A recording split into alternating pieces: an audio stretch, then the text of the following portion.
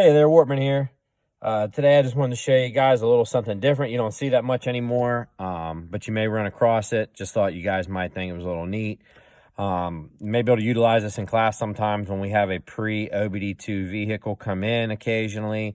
Anything before 96 was OBD1 or pre-OBD2. So today I'm looking at a 93 Buick Regal with a 3800.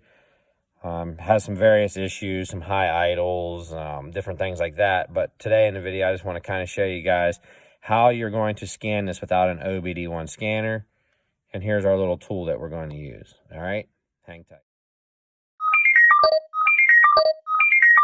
Down here, we found the DLC connector. You'll notice it doesn't look like your typical standard 16-pin connector that we're used to seeing.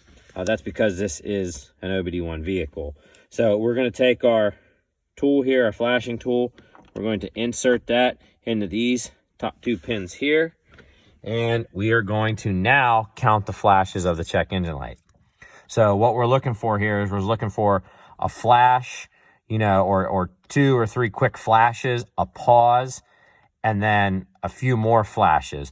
You have to count those to determine what the code is. So for example, if you had 1 flash, a pause, and then 2 quick, that would be a 12. Or 2 flashes, a pause, and then 4 flashes, that would be a 24 code. And then you can go to the service manual and look up what code that relates to, or what system that relates to. All right, so let's check this out. I've got that plugged into the DLC. I'm going to turn the key to key on, engine off, and we're going to watch the check engine light, which is down here in this cluster.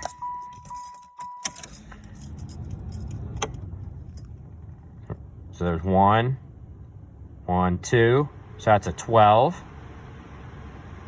Usually these GMs will flash the code 2 or 3 times before it moves on to the next one, but you got to keep an eye on it. That's still a 12.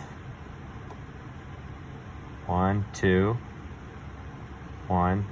So that would be a 21. So we've got a code 12, code 21.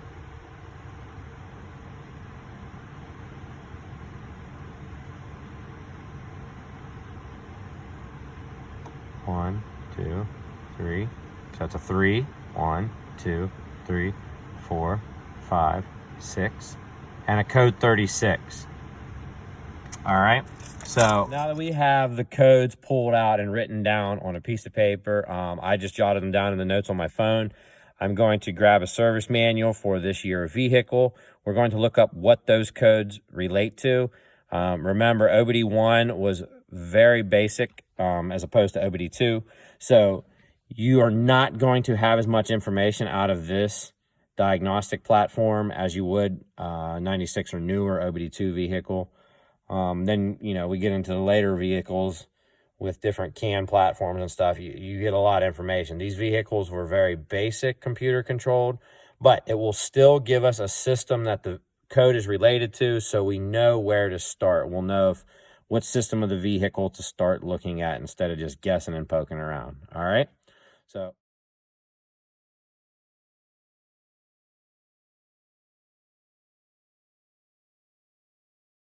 all right, what we're going to do here is we're going to just do a quick little voltage sweep of the throttle position sensor down here. I went ahead and back probed using the wiring schematic and diagnostic information I had. I went ahead and found the pins and could label which ones they are, and I back probed all of them. Right now what we're hooked up to is the throttle position sensor signal circuit right here on the red. The green is the ground, and then the yellow I have set up for a 5-volt reference. So we're going to go ahead and check that. I have a feeling we're going to see what we need to see right away with just checking the signal. So we're just going to do a quick little sweep. What we're looking for here is we're looking for a wide open throttle. This should be about close to 5 volts. And as I let off of the throttle, it should quickly sweep back down. If there's any delay or glitches in between, chances are there's something wrong with the sensor, being that we're testing right at the sensor. So let's see what we got. I'm going to go ahead and open this wide open throttle. And as you can see, we're wide open throttle. Yeah, 4.2. So we're wide open throttle, hitting up there towards a 5 volt. Now I'm gonna let go of this really fast, and this is where I noticed something funny. When I went real slow, it was okay, but when I went real fast, I noticed something. So this will be simulating if you just let off the throttle real quick.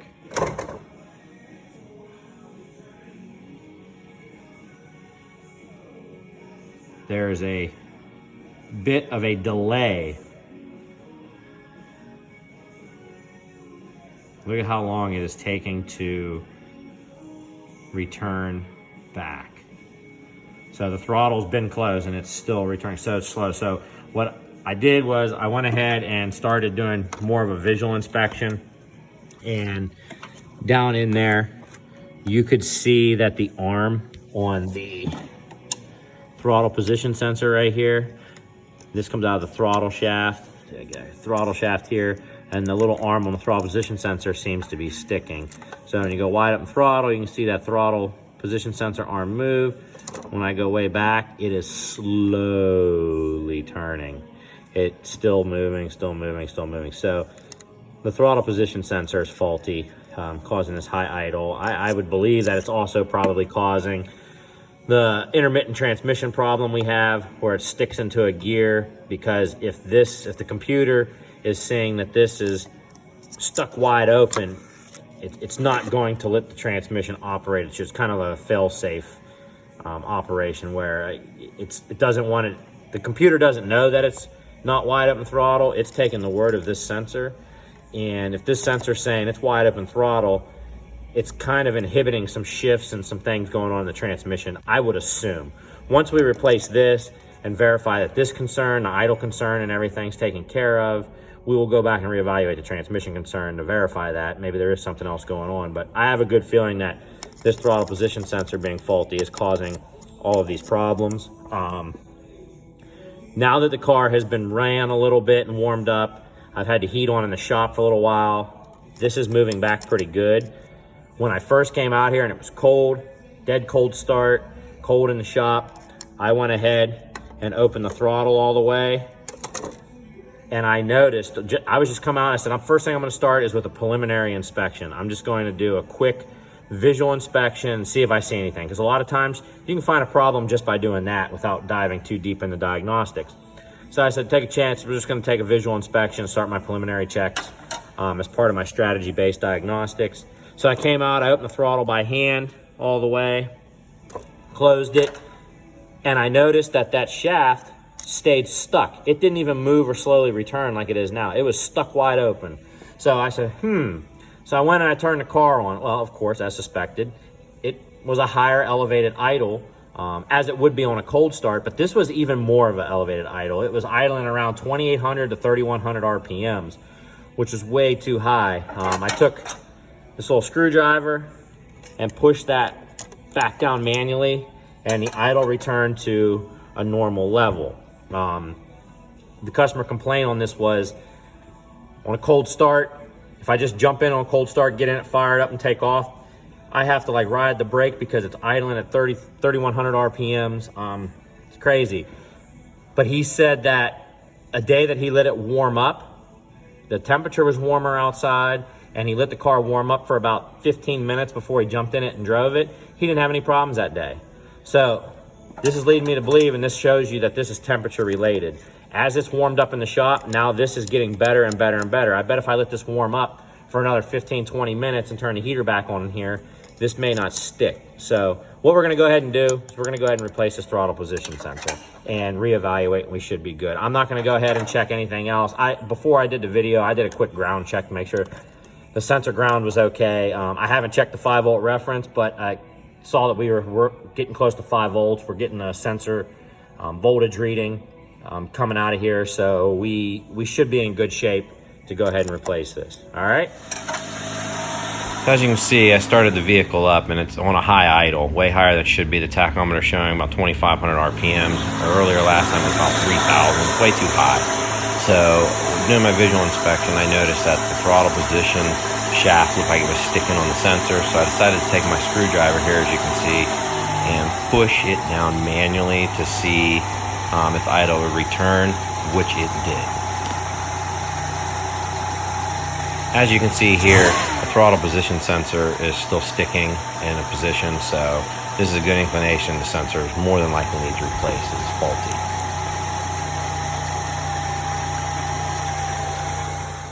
Here's a picture of the throttle body removed to replace the throttle position sensor. Hey guys, check out the faulty sensor here. As you can see, it's sticking. It's no good, so we made the right call in replacing this throttle position sensor. Check out how smooth the new one operates, and it returns on its own. Perfect.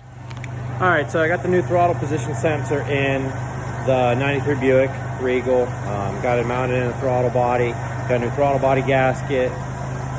Got the throttle body reinstalled onto the intake manifold, all the accessory brackets, things like that back on. So we're ready to go. Before I started this up, you can see I already have it running. But before I started this up, what I did, since I don't have an OBD1 scan tool here, we used the disconnect the battery method to clear the code. So what I did is I went ahead, disconnected the negative battery cable for a minimum of 30 seconds. I went about a minute, just because I wanted to go get a drink and have something else to do.